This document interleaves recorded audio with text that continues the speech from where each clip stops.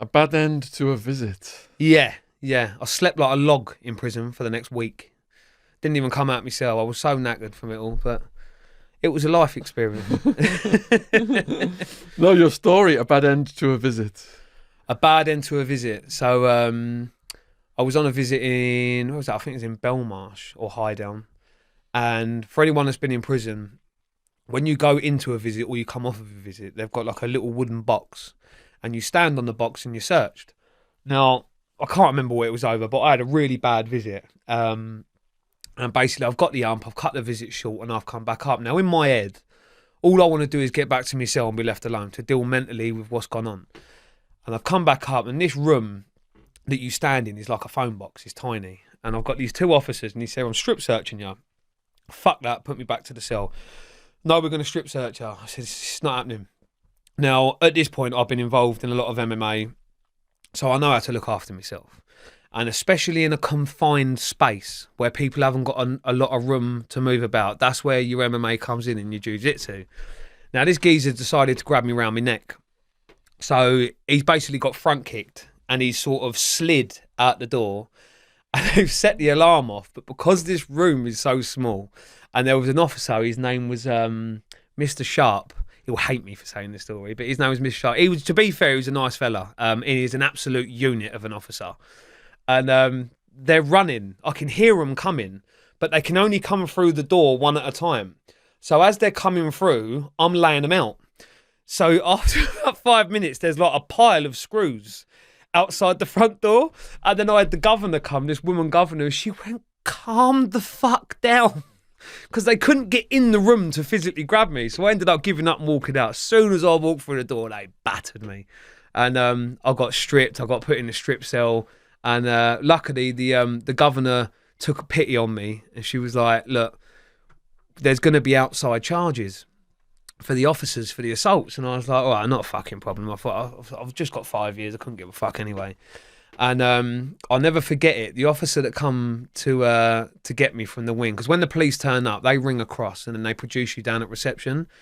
She said, I've been in the prison service for 30 years. She said, I have never, in all of my years, ever seen armed police come into a prison with their guns to escort a prisoner out. And I got down there and they're all here like this with the caps on, and I'm like, for fuck's sake, like, who am I? Like, when I've Bin Laden or something. And I got taken to the local police station and they was even in the fucking interview room with me. So I'm sitting there trying to give an account and all I've got is armed police with stun guns and everything standing around me.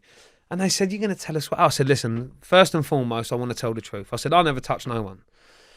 And he was like, we've got officers with all these injuries. You put one of their knees out. There's another one with like a concussion and all this. And I was like, I never touched no one. I said, they jumped me. I defended myself.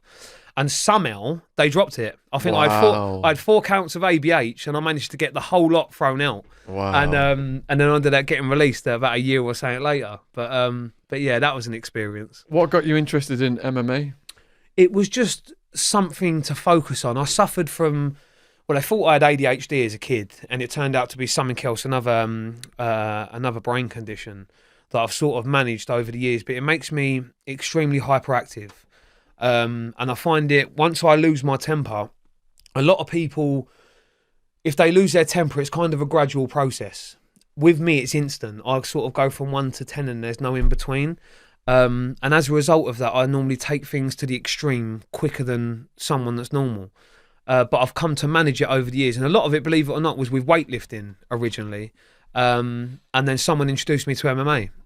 And I absolutely loved it. It was the discipline. It was the regime of eating and being healthy and training. And then you got the chance to go in front of 2,000 people and knock someone out and you weren't getting nicked for it. It's just fucking, I couldn't think of anything better.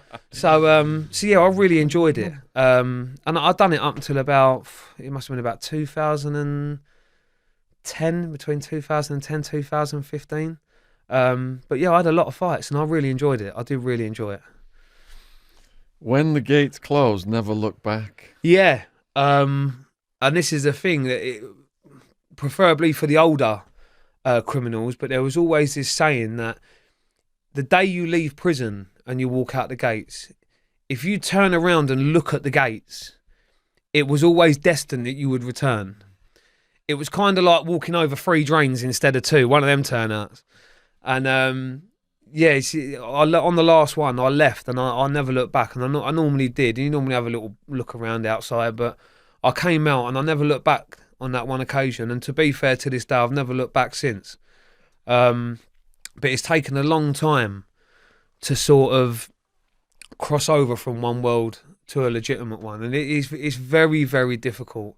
And the major problem I face is that I could go the next 30 years and never commit another criminal offence, but you try and convince the police that you're not doing nothing, and it's very difficult. But I've made a lot of headway. I mean, there's a lot of positive things going on with the filming and the TV stuff.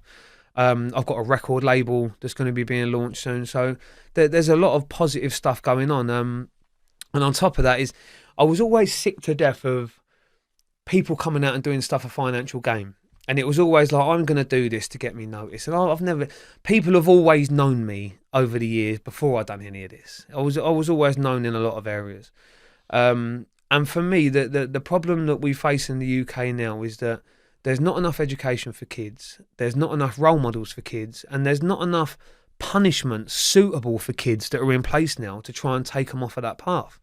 So again, I don't charge for it. I don't get paid for it. It's all out of my own spare time. And me and Jamie have been up and down to schools, and I find it extremely rewarding. And on my Facebook page, I posted recently, there was a little boy in this school. It was up by Norwich. And this kid had been abused. He'd really been, he was fucking 9 years old, and he'd had a worse life than I had at 37. And he was so disruptive. Even when we arrived, it's like the PRU. It's like for the worst of the worst, pupils that can't be in a mainstream school anymore. And they warned us before we started giving the talk that he would be the one to kick off. And from the minute I opened my mouth, he didn't move. He was engrossed. And it really hit home the things I was saying. And a lot of the mentality of kids now, especially with all the drugs that are going on and the county line stuff, a lot of people get in their head that once you're attached to a group, that group will protect you. But what the problem is they don't look far enough ahead to realise that once you upset that group, they're then against you. And the only people you got to protect you then are the police. They're your last stand. And when you're drumming home to them how easy it is for the door to come off, your mum and dad to be wrapped up, and for them to do whatever they want to you, I said, the police ain't going to be there to help you. It takes seconds. And it really hit home with this kid. And he actually writ a letter. And he's only like 8 or 9, bless him. And he writ a letter and thanking me and saying it's made a massive change in his life. And the teachers that I still stay in contact with are saying he's come on leaps and bounds, he's doing his work. And it's just the communication. It's giving them the information they need to make the decisions in life. And I don't think there's enough of it now. A lot of young people watching this are going to want you to go to their school when it reopens. Yeah. How do they get in contact with you today? We're going to have a description box below this video with all of your information. Yeah. What's your preferred method of people? I'm on Facebook, so Tony Gooch on Facebook. I won't be able to add you because it's absolutely rammed with friends, but you can always message me your school details. A lot of them have done it that way. And then I will put them in touch with Jamie, and then he will make the arrangements, and we'll be more than happy to come and give a talk at your school. What was the point that made you not want to go back to the lifestyle? My kids. I've done so much bad stuff in my life, and at the same time I've always tried to be, or attempted to be, a nice person. I've never been a bully. I despise bullies. I don't like it at all. But I think now for my kids moving forward, I don't want them to get to 15 years old and my dad's in prison doing 20 years. I want to be the best dad I can be for my daughter and for my son, and that's what keeps me on the right track at the moment. And it's the reward of helping these kids. I mean, if I went to 100 schools and you only got through to 1 or 2 of them kids and they went on to be very productive in their adult lives from being terrorways as kids, it's worth it. You're doing something to help, to put it back in. I've done so much taking in my life. It's nice to give something back. And for me, the way the country is now, we're going downhill at such a rapid rate now. I mean, the value on human life is gone. The criminal code has gone. The morals in young individuals now, and they're getting younger and younger and younger, they're gone. And I think it needs someone with that experience to tell them how it is. Not to pussyfoot around the question, not to keep telling the child, if you keep doing this, you're going to end. It don't fucking work. They need to be told in a way that they understand and that they understand the consequences of their actions. And that's what I'm doing. So young people watching this may be tempted into the drugs lifestyle. Yeah. What do you say to them? Sit down, get a bit of paper, work out what you're going to earn off of each batch that you sell. Then go onto the government websites, to the sentencing guidelines, and you have a look at the sentence you're going to get for your 3 ounces of coke, and then you divide the days you're going to do in prison to the money you're going to earn. You're earning less than someone at McDonald's, but yet it will be that same individual that goes, fucking McDonald's would do. I ain't working there. But yet it's that geezer in McDonald's by the time you get out is now a manager at McDonald's, and he's now left McDonald's and he's a manager in the Ritz Hotel, and he's earning 40, 50 grand a year, and he's driving around in a nice car, and he's got a mortgage. And what have you fucking got? You've got your mentality of, I'm going to go back to shotting and fucking earn a fortune. It's like fucking Del Boy and Rodney. This time next year we'll be millionaires. It ain't going to fucking happen, let me tell you. I've met some of the biggest criminals in this country, and I can count on one fucking hand how many of them have made a fortune out of it. And even them get nothing but grief. And it'll be till the day they die. So it ain't worth it. The odds are stacked against you. Go and do the lottery. Go and do something else, because it ain't a life. And the danger you're putting your family in, and this is another thing that is very overlooked. You get clever clogs at 13, 14. Oh, I'm only dealing a bit of weed. I'm only doing that. I'm not going to get in trouble. And then all of a sudden they get nicked. And this is just one scenario. You get nicked, and then by pure coincidence, the geezer you get your gear off gets raided. Have a guess what? You're a grass. Now they're going to come for you. And where do you live? At your mum and dad's house. Are you going to get a petrol bomb through the window? Are they going to take the door off? Is your mum and dad going to watch you being dragged out and thrown in the boot of a motor? It happens. And it happens a lot. It happens a lot more than what the police want to admit. And this is the message you need to get out into these young individuals now, is that the lifestyle you're looking to achieve is so far out of your grasp. It's just not worth it. There's no longevity in it. You'll have the best 6 months of your life, and then you'll do 5 years in prison. And it's just, I'd rather just live a nice, normal life and not have to look over my shoulder every 5 minutes. There's a huge price to pay, so don't get gangsteritis, kids. And nah. Keep your day jobs, folks. Keep your day. I'm not being funny. The jobs that the kids can get these days with the apprenticeships and stuff that are available, you can earn decent fucking money now. Look, it's not out of any kid's grasp to knuckle down at school, to go to college, and it's even easier now, because when I was at school, you left when you were 16. Now it's 18, because they leave school and have to go and do sixth form. So the opportunities are there for them to educate themselves. You don't want to be going and kicking the door off and risking getting shot, risking getting stabbed for a reward you don't even know is there. It's pointless. But if you put you apply yourself, you can be earning 40, 50 grand a year.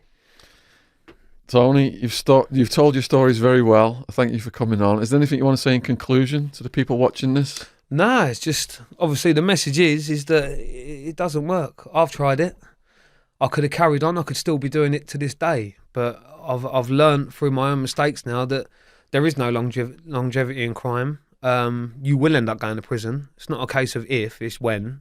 You will get caught. You have to get lucky every single time you do something wrong. The police have to get lucky once. And have you got a book or a movie coming? I'm thinking about starting a book. Don't think we're at the movie stage yet, but I'm hoping so at some point, because I think it will be good. See that escape scene on the camera. Oh, it'd be brilliant. So anyone that makes movies that want to ring me. But yeah, no, it's the future is looking promising for me. It really is. Fantastic. All right. Thank you for watching this. Hope you've enjoyed it. Please let us know in the comments.